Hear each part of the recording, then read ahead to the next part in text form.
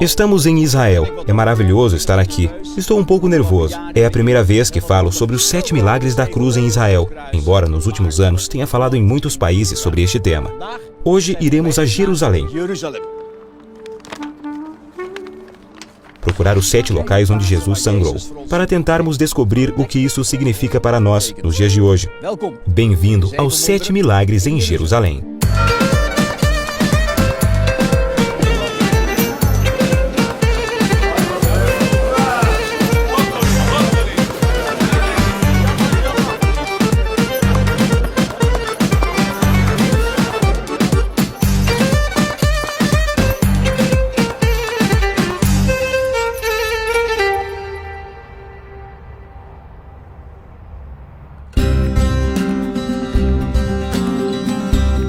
Jerusalém, a antiga cidade-templo dos reis Davi e Salomão, é hoje uma cidade moderna com mais de 760 mil habitantes, dos quais 520 mil são judeus, 240 mil muçulmanos e cerca de 16 mil cristãos. A história de Jerusalém é como que sussurrada pelo vento e também visível na antiga cidade, onde cada pedra tem sua própria história para contar. Esta é Jerusalém, a capital de Israel. É a única cidade no mundo que tem 70 nomes diferentes, cada um expressando amor incondicional. Ela é chamada de o centro do mundo em mapas antigos, e até hoje é venerada como uma jovem noiva. Jerusalém é uma cidade com uma história rica e apaixonante, e um dos lugares mais importantes para judeus, cristãos e muçulmanos. O que dá a ela uma combinação especial de culturas, pessoas e cores. Vemos isso claramente aqui no Museu de Israel.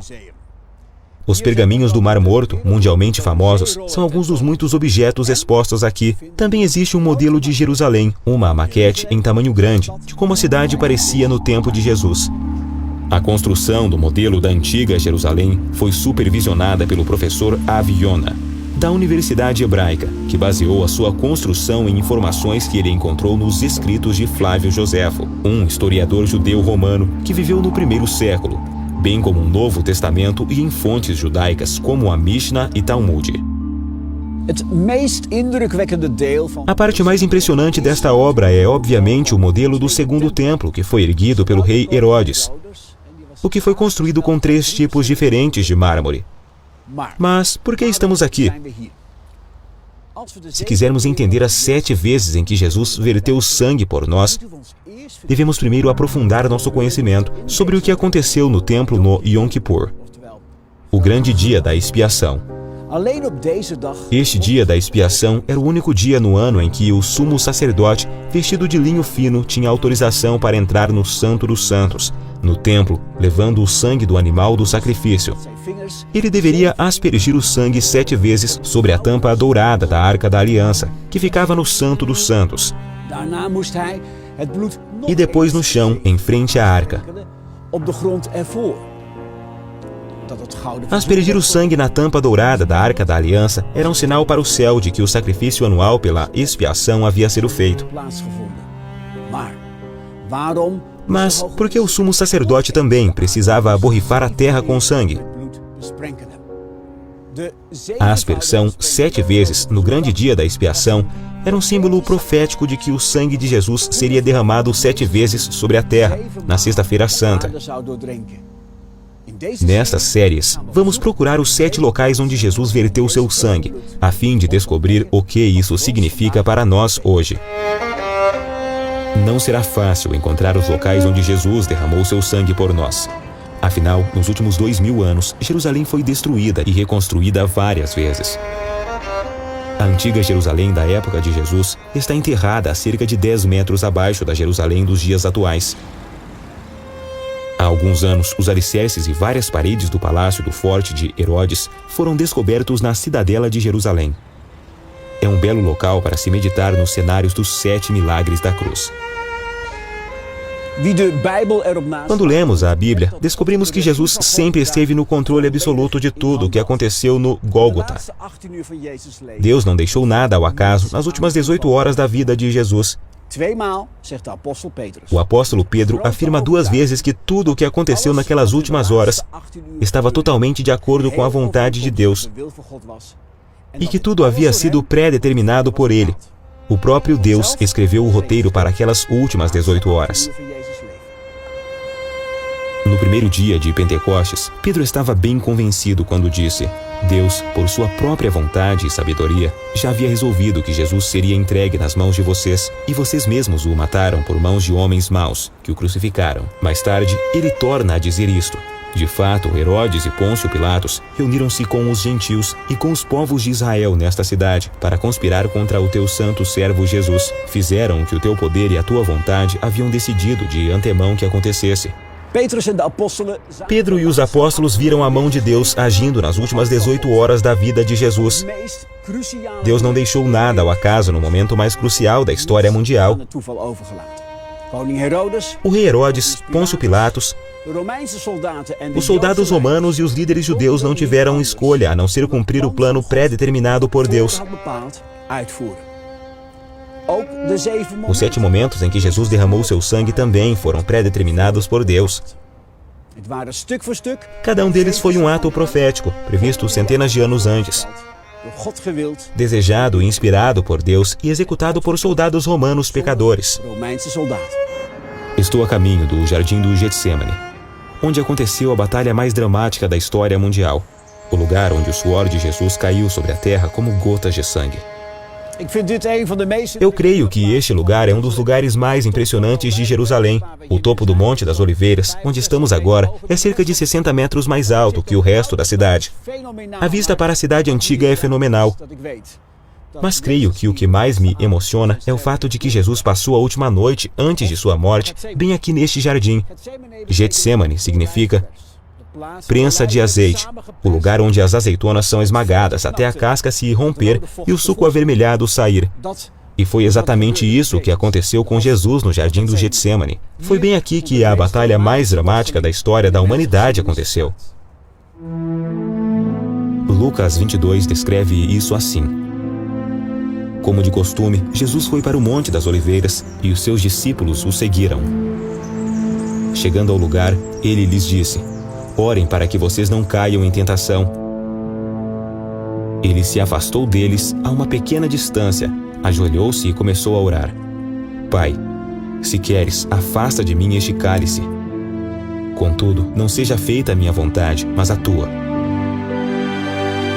Apareceu então um anjo do céu que o fortalecia. Estando angustiado, ele orou ainda mais intensamente, e o seu suor era como gotas de sangue que caíam no chão.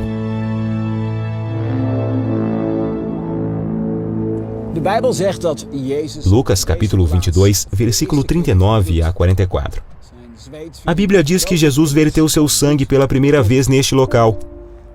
Seu suor caiu ao chão como grandes gotas de sangue. Mas não estamos aqui discutindo se uma pessoa pode ou não realmente suar sangue. O fenômeno de suar sangue é cientificamente conhecido como hematidrose. Existem várias veias ao redor das glândulas sudoríparas que podem se contrair sob estresse extremo. Quando esse estresse diminui, essas veias se expandem até o ponto de explodir. O sangue então flui para as glândulas sudoríparas, onde se mistura com o suor e a pele o excreta.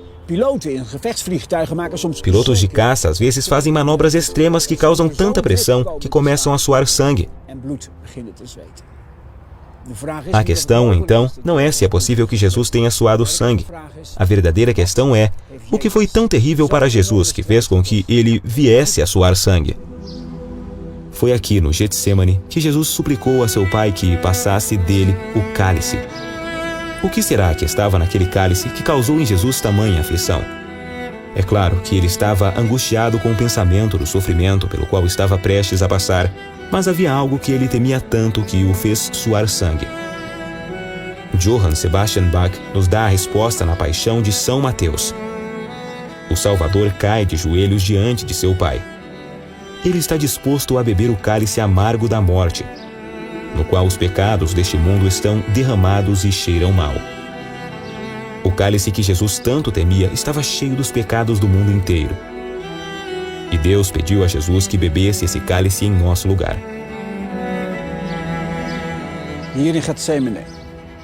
Todos os nossos pecados foram prensados juntos naquele cálice, aqui no Getsemane, que significa literalmente prensa de azeite. Os pecados do estuprador em série, do desumano ditador Adolf Hitler, por quem 6 milhões de judeus foram pilhados e assassinados, e outros. Todos os nossos pecados, desde Adão até o último recém-nascido, foram prensados neste cálice que foi colocado diante de Jesus. O Senhor sabia que se bebesse o cálice, sofreria o mesmo destino que o cordeiro do sacrifício. Os pecados do mundo inteiro seriam colocados sobre ele. Mas Jesus era o homem sem pecado. Na realidade, ele odiava o pecado. Então ele chamou a Deus e pediu-lhe que passasse dele aquele cálice. Ele perguntou: Pai, não existe outro meio de salvar o mundo? E Deus deixou claro para Jesus que não havia outro meio de libertar a humanidade dos seus pecados. Por 3 vezes, Jesus pediu a Deus que o livrasse do cálice. Contudo, ele também falou: Não seja feita a minha vontade, mas a tua.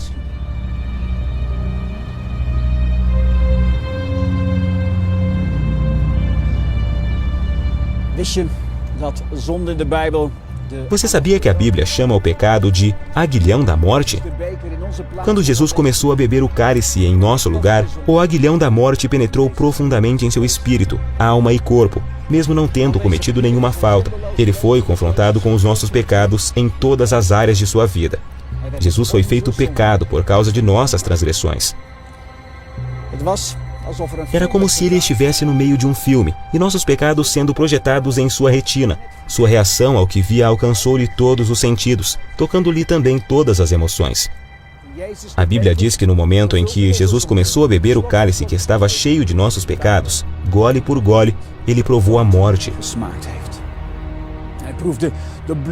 Ele pôde sentir não só o ódio do assassino, sedento de sangue, mas também o terror súbito da vítima.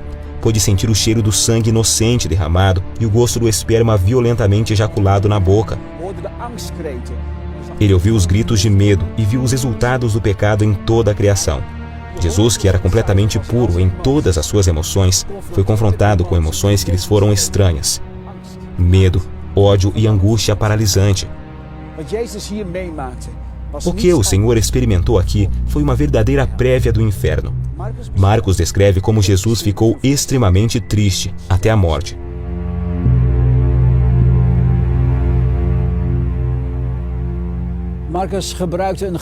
Marcos usou uma palavra grega que significa literalmente o estado lastimável dos ímpios do inferno. Foi isso que Jesus experimentou no jardim do Getsemane. Todos os poderes demoníacos e governantes das trevas atacaram Jesus para ridicularizá-lo, acusá-lo, condená-lo e atormentá-lo. O Getsemane foi uma terrível experiência do inferno para o homem sem pecado. Todas as nossas transgressões foram colocadas juntas naquele cálice que Jesus bebeu por nós. Todo aquele que acredita que Jesus fez isso para nos salvar, vai ver que existe poder divino no sangue do Cordeiro. Então você irá receber seu primeiro milagre da cruz. Através do sangue de Jesus, o cálice da sua vida. Seu coração será purificado de todo o pecado. Você não precisa mais sofrer com os seus sentimentos de culpa, vergonha e condenação. Você não precisa mais pagar pelos erros que cometeu. Não importa o que aconteça, não importa de onde você veio. Deus está esperando por você para te livrar de todo o pecado e de todo o fardo, por meio do primeiro milagre da cruz. O milagre do perdão. Não há religião que possa libertá-lo do pecado e da culpa que você carrega. E você só pode experimentar o poder do perdão por meio do que Jesus fez por você. Porém, Deus está esperando para pegar você nos braços como a um filho e realizar um milagre em sua vida. Por favor, junte-se a mim na seguinte oração. Pai Celeste, eu creio no sacrifício que Jesus fez por mim. Eu confesso os meus pecados e entrego a Jesus o cálice da minha vida. Ele tem visto os meus pecados. Ele tem provado os meus pecados. Obrigado, Senhor Jesus, por teres bebido o cálice em meu lugar, para que agora eu possa experimentar o perdão completo de Deus. Obrigado, Pai, por eu ter sido aprovado e aceito como seu filho amado. Através do que Jesus fez por mim,